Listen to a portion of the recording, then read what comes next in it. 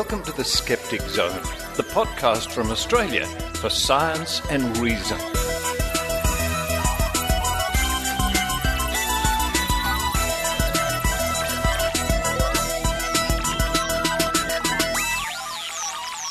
Hello and welcome to the Skeptic Zone, episode number 374 for the 20th of December 2015.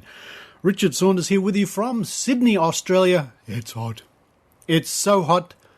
It should be a joke now. It's so hot in Sydney that I just can't think of one because it's too hot.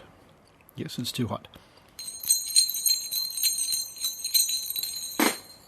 Even Santa fell off the sled there. It's so hot. Never mind. Coming up on this week's Skeptic Zone, Maynard interviews Jake Farr-Wharton, who was a speaker at the Australian Skeptics National Convention. Jake's going to be talking about diets and other things. An interesting man. He also does a podcast. He does comedy. He's a stand-up comedian. And last year, he was part of the James Randi tour, which I was involved with. And I met up with Jake in Perth last year, as I remember. Anyway, coming up at the top of the show, Maynard talks to Jake about all sorts of things. Following that, it's a news report just came out today here in Australia about those bizarre, crazy, wacky, loony anti-vaccination crowd who are actually, they jumped the shark years ago, but they continue to, they line up more sharks to jump with their foot in their mouth at the same time. It's quite a sight to see. Now they've been accused of vandalising hospitals and other areas to rip down vaccination posters and steal vaccination leaflets. I don't know if you can actually steal them if they're there to take anyway, but you get my meaning. Woo! Every time you think they can't get any lower, they do. They do. If you remember last week, we brought you the story of a mum up in Queensland who was offering chicken pox parties. And of course, the thought occurred to me during the week, and other people too, is that she's condemning those kids who get chicken pox in years to come, like me, to possibly getting shingles. Bravo. Well done. What a smart thing to do. Anyway, coming up, there'll be a report as featured in the Telegraph, the Daily Telegraph, about these anti-vaxxers vandalising hospitals and other areas. And after that, it's a week in science from the what? Oh, it's not. They're on holidays. Even the Royal Institution of Australia has to have holidays sometime. There's no week in science this week and next week. Oh dear. I know you'll miss it, but don't worry, it'll be back in the new year. Then it's Evidence Please with Jo Alabaster. Jo's going to read to us a letter written by the Vice Presidents of our friends at the Friends of Science and Medicine, Professor Rob Morrison, an old friend of the Skeptic Zone and one of the Curiosity Show team, and Professor Alistair McLennan. Both these men have received the Order of Australia, very prestigious. They've penned this letter asking the government why valuable resources are spent on pseudoscience. A good letter. Jo will be reading that out to round off the Skeptic Zone. Thanks to those people who dropped by the Mr. Cat's origami jewellery stall at the Glebe Markets here in Sydney just yesterday. It was a roasting hot day, but it was nice that some people came up to say hello, and hello back to you. I might do some more markets, but I think I'll wait till the weather cools down a little bit.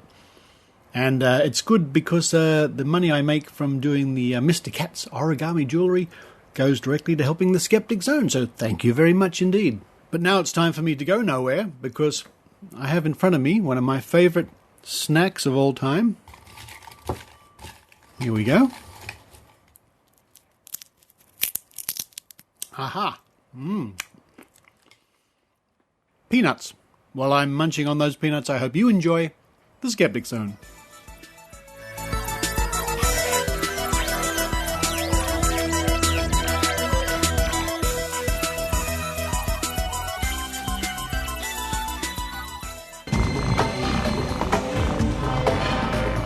Here's Maynard's spooky action at a distance.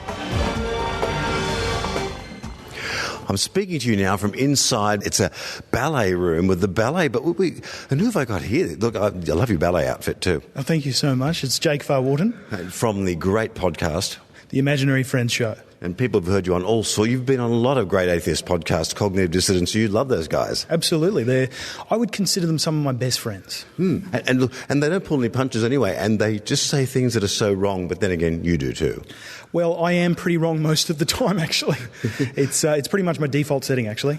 Look, you were talking today about diets there, yes. And you know, normally you're a bit more hardcore when you were on stage. You're a bit more in educational mode today. Absolutely. Well, I think picking the talk for the type of audience is obviously necessary.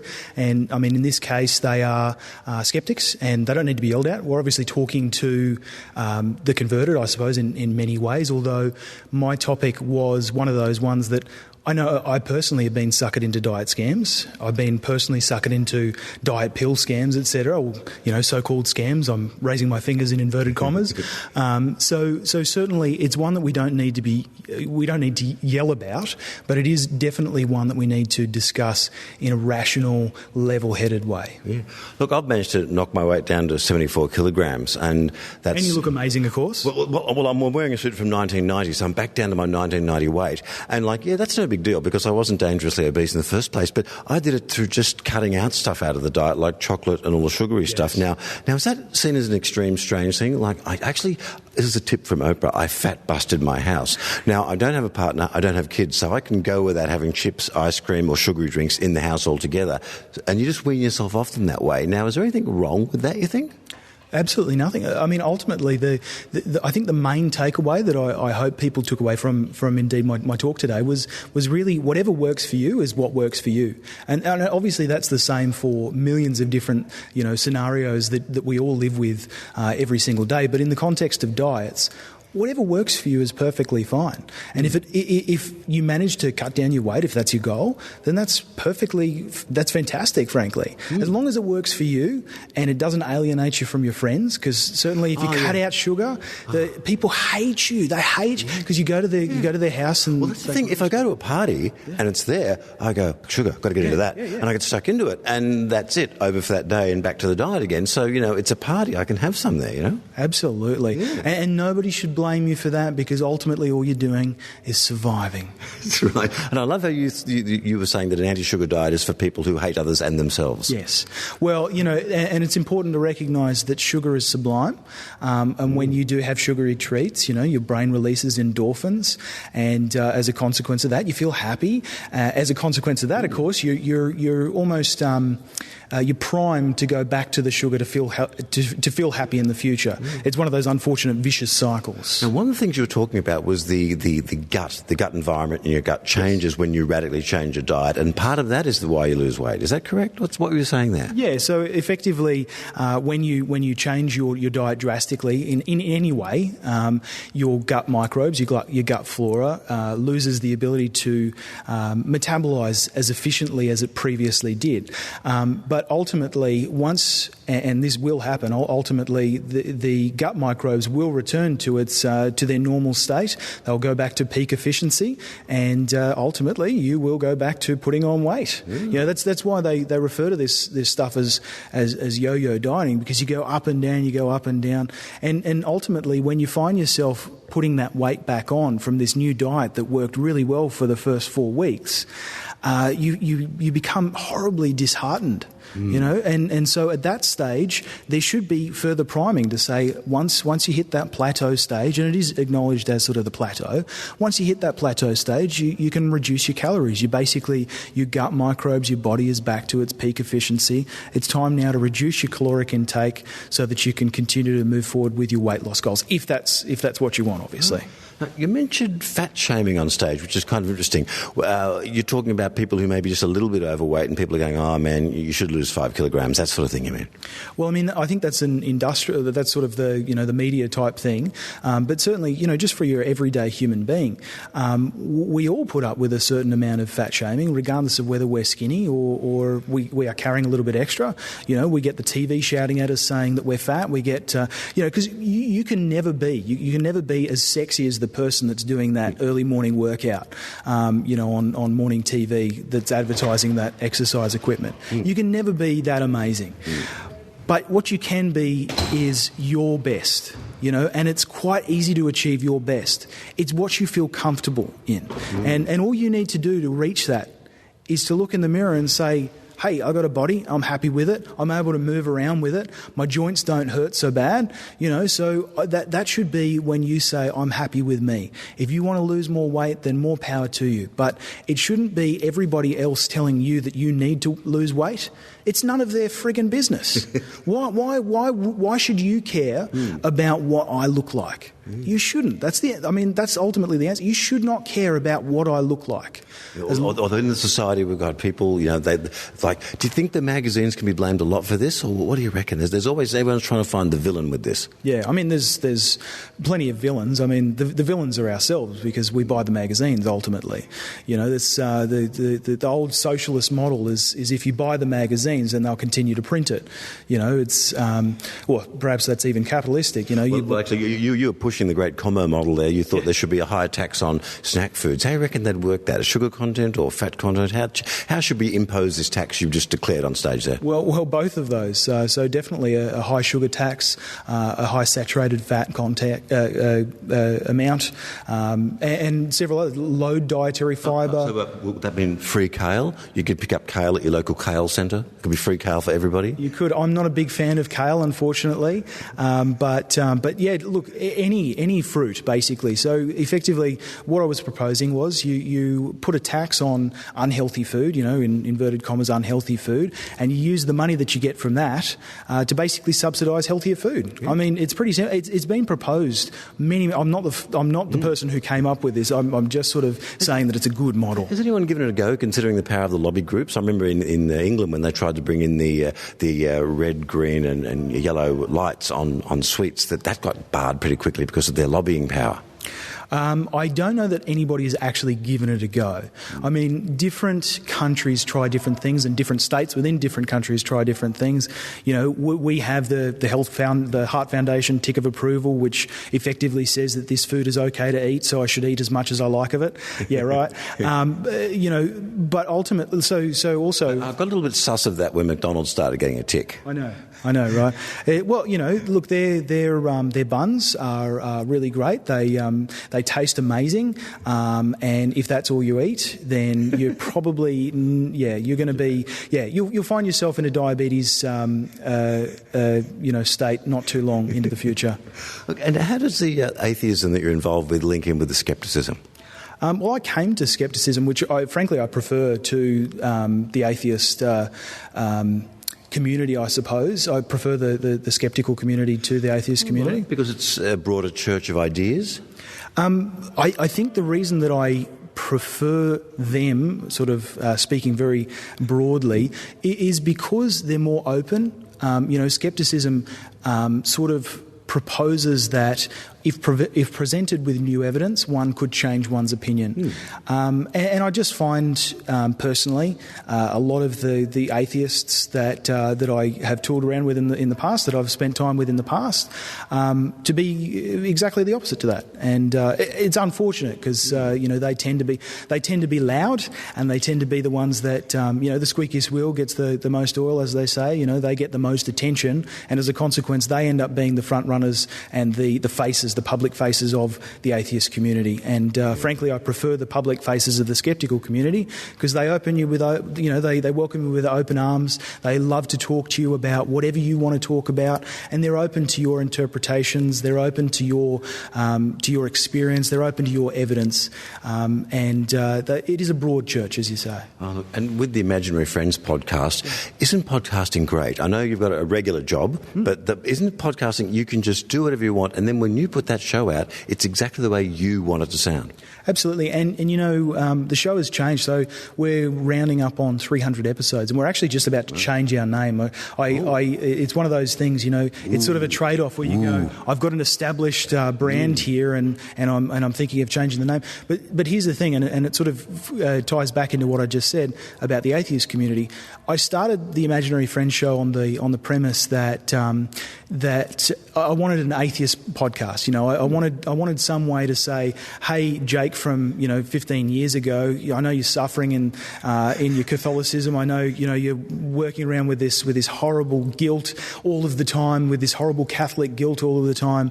Did you ever swing the incense around as a Catholic? Because that kind of looks cool. I wasn't an altar boy, but I never got to swing the incense. I think it's because I was so uncoordinated that the priest thought that I might inadvertently knock somebody out. Well, it does look a bit like a martial arts item. It pretty much, it's almost one of those awesome Chinese martial arts. The thing with nunchucks, sort of. Yeah, almost. Yeah, no, they're cool things. But basically, so we're looking at changing the name to something that's less, Imaginary Friends show was sort of focused on the imaginary friends, the religions of the world. And now we're more sort of broad, I suppose. So we're looking at, I think it's going to be the Inquisitive Friends podcast.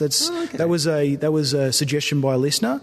So, and we'll be getting plenty of listener suggestions. But yeah, I love podcasting. I think it's fantastic. It's been my catharsis for years. Now, what about feedback you get on it? Because podcasting feedback can be sporadic. A lot of people, they download it, they enjoy it, and they don't give you any feedback because they've had a great time. So they don't need to give you anything unless you ask, Yeah. Look, I think everybody puts up with this, whether it's podcasting or, whether you own a shop or, whether you work in a health service. People tend not to tell you when things are wrong. They just tend to walk. Yeah. So basically, if you care about that sort of thing, you can look at the amount of downloads, and if you notice a decline, then you can perhaps change your tact. But ultimately, I don't really care. I mean, and I'm not saying that as though I don't care what my listeners think. I absolutely do. I like to think that I produce a show that they like to consume.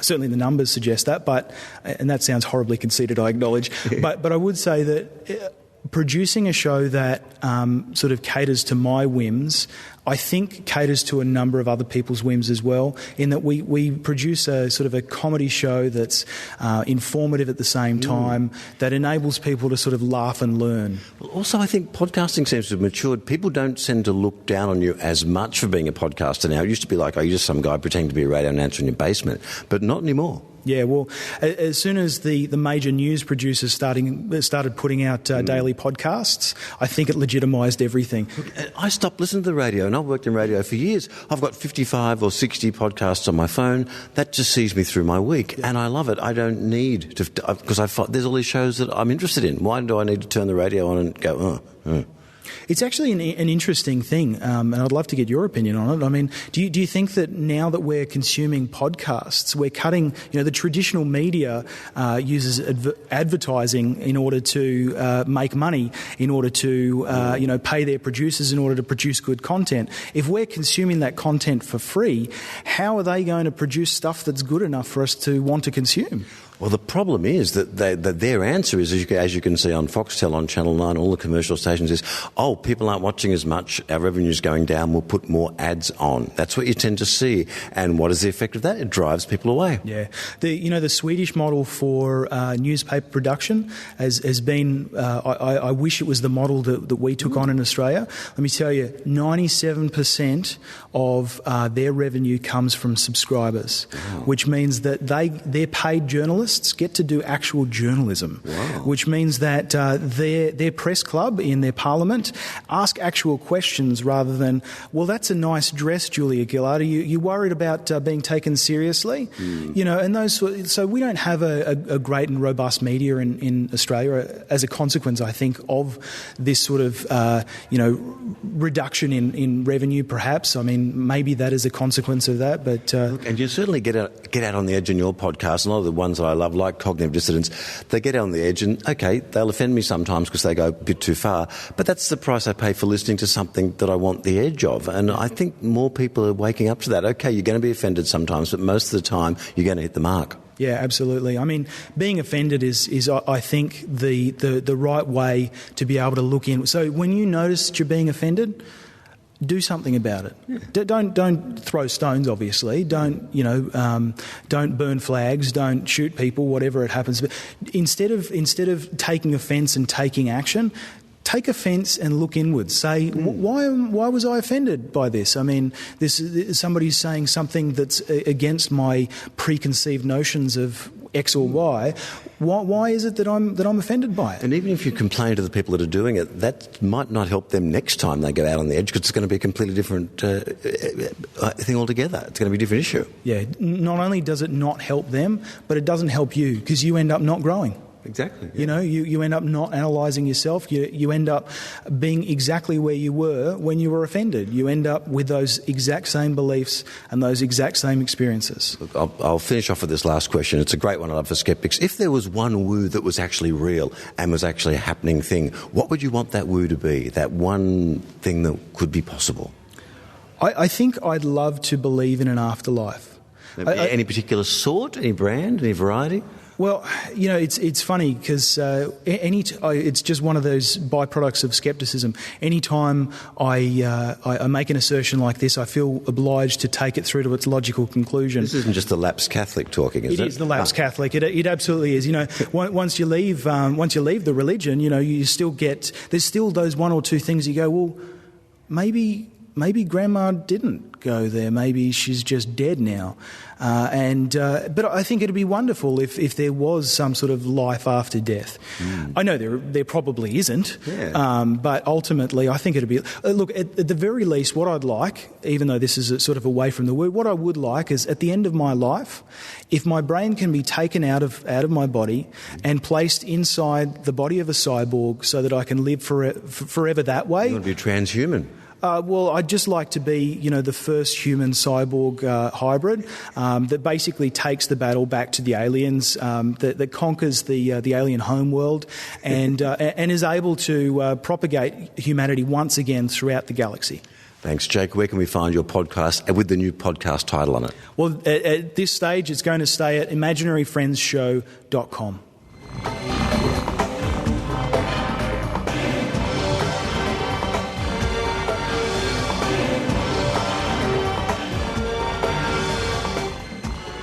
How much truth is there to claims of risk caused by the treatment of beef cattle with antibiotics?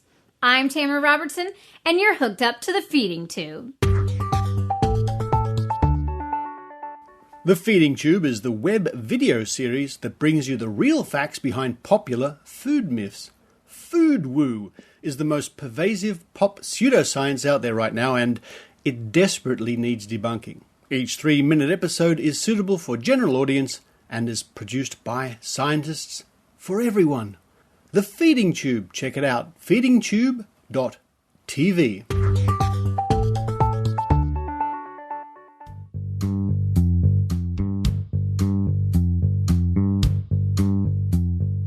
As reported in the Daily Telegraph at dailytelegraph.com.au. December the 20th, by Grant MacArthur and Jane Hansen.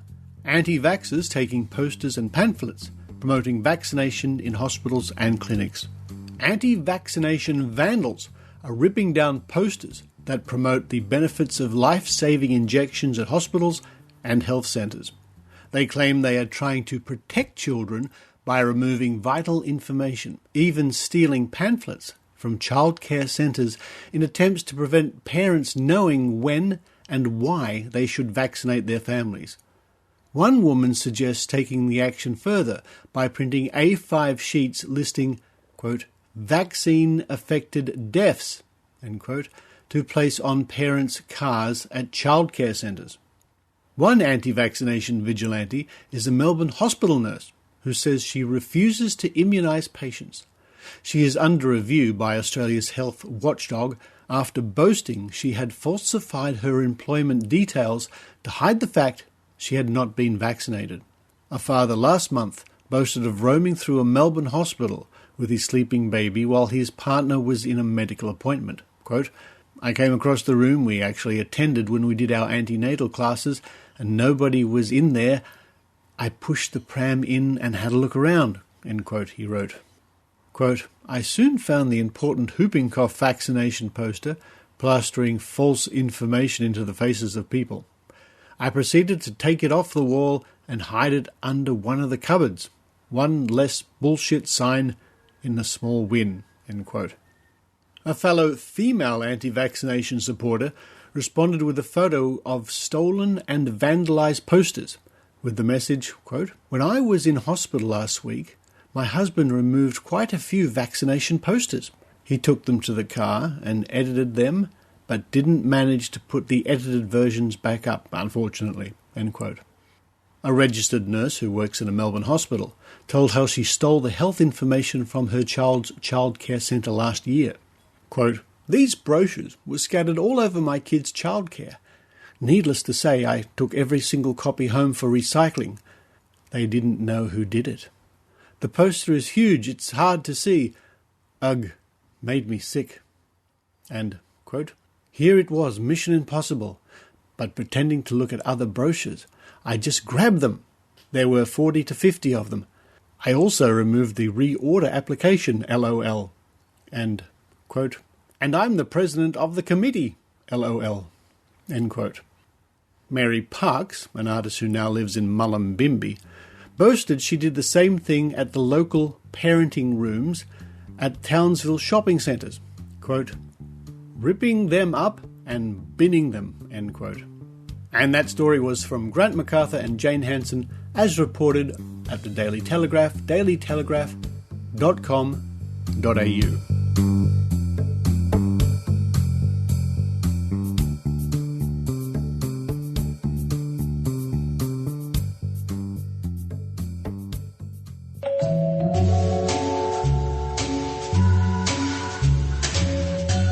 Be Reasonable is a podcast from the Merseyside Skeptics Society, hosted by Michael Marshall. In each monthly interview, we'll examine beliefs from outside of the mainstream, exploring how those views are constructed and what evidence people feel supports their case. On the latest issue, I speak with author and ESP researcher Ian Clark about his book 4:26 AM and about his belief that humans can communicate via electrical signals. I've been told by various people before now, Occam's razor, it was probably coincidence. And all I can say is, no, really, I promise you, it's not a coincidence. Hear what Ian had to say, as well as finding back issues of the show, by searching merseysideskeptics.org.uk/podcasts or looking for Be Reasonable on iTunes.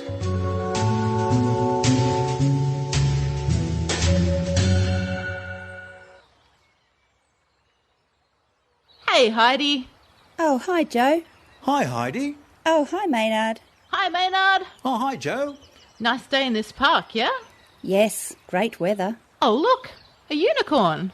A unicorn? There are no such things as unicorns, silly. Yes, there are. No, there isn't. Hey, ladies, what are you arguing about? Jo thinks unicorns are real. They so are. Let's look this up in the Skeptics Dictionary. The what? How can we do that in this park? There are no computers here. You ladies probably don't know about the Skeptics Dictionary app, available now for iPhone, iPad and iPod Touch in the App Store. Yeah, we do. We've been listening to the Skeptic Zone for years, you know. Yes, okay. The app lets you access all the great Skeptics Dictionary articles when you're on the go. Here, let me look up unicorns. Oh, cool. Heidi, prepare to be proven wrong. It says here the unicorn is a creature from fables. Aha. Actually, I see now that someone just dumped their ice cream cone on that horse's head. Thanks, Skeptic Dictionary iPhone app. That's just some guy in his undies.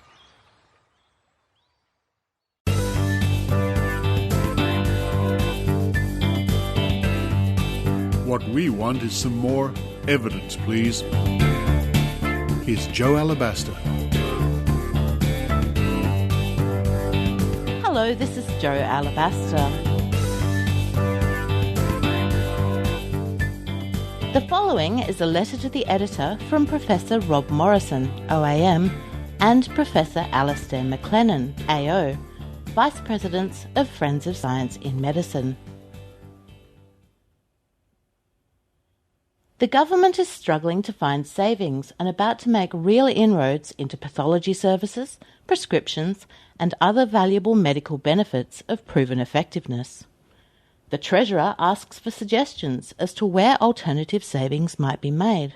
So here are 3. First, remove pseudoscientific, mystical, ineffective alternative treatments from those which can claim a health fund rebate or any other government subsidies using taxpayers' money. The government's own top research body, the NHMRC, has just produced a major report showing that 19 common alternative therapies, from naturopathy to homeopathy, have inadequate evidence of efficacy. What more do you need? Second, stop wasting any more taxpayers' money in subsidising the teachings of these spurious treatments, which can now be pursued in a variety of organisations, from fly-by-night operations to universities. And third, stop wasting yet more taxpayers' money in loans to students who study these courses, few of whom will ever earn enough to repay them. These simple measures will save millions of dollars. The UK took these steps years ago. Why don't we? Are the political donations from the alternative medicine and pharmaceutical quarters just too big to lose? Professor Rob Morrison, OAM, Professor Alastair McLennan, AO, Vice Presidents, Friends of Science in Medicine. To learn more about Friends of Science in Medicine or join to support their work, visit www.scienceinmedicine.org.au. Sign up for their newsletter via the website or keep up with their latest news via Facebook at facebook.com/Friends of Science in Medicine and on Twitter at Friends of SciMed.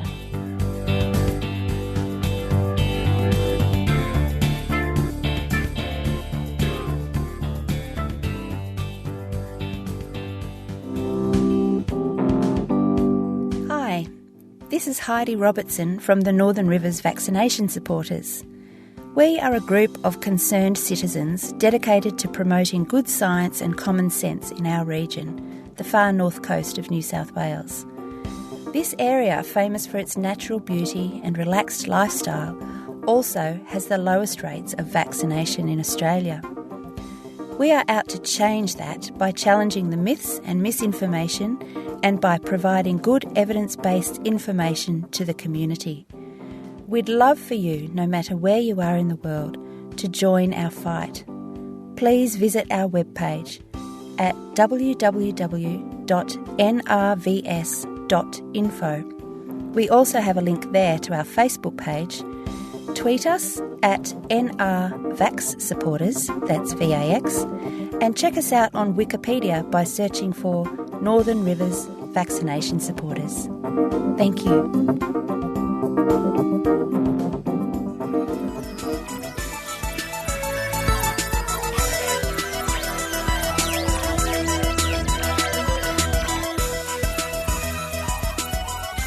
Thank you for listening to the Skeptic Zone. I think it's probably going to be a bit of an abbreviated Skeptic Zone next week because it sort of clashes a bit with Christmas or something like that. Merry Christmas, everybody. I'm going to be spending Christmas with my mum. Yeah, because my mum makes the best peanut butter cookies, as I might have mentioned before on the Skeptic Zone. Looking forward to that. I am looking forward to that. But from the Skeptic Zone, from myself, from Stefan Soiker, from Maynard, Jo Alabaster, Heidi Robinson, Aran Sagev, Dr. Rachie, and our voiceover man Jim Wilshire, a Merry Christmas indeed. And, we'll sneak out one more episode, I think, before the new year anyway. But for now, this is Richard Saunders, reaching for another peanut, signing off from Sydney, Australia. You've been listening to the Skeptic Zone podcast. Visit our website at www.skepticzone.tv for contacts, an archive of all episodes since 2008, and our online store. Please support the Skeptic Zone by following us on Twitter at Skeptic Zone, liking us on Facebook, and leaving a review on iTunes. You can also show your support by subscribing via PayPal for as little as 99 cents a week. The Skeptic Zone is an independent production. The views and opinions expressed on the Skeptic Zone are not necessarily those of Australian Skeptics Inc. or any other skeptical organisation.